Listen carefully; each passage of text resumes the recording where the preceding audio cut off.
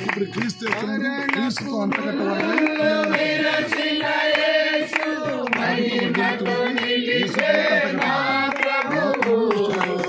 లోకం మీద మన సంబంధం లేదు.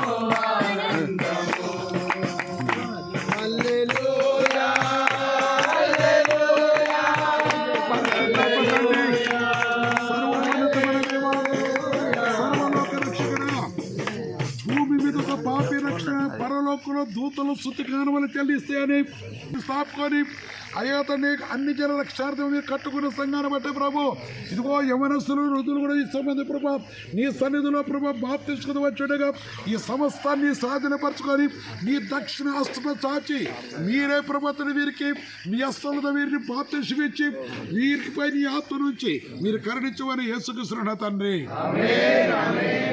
పాల్గొని ఇప్పుడు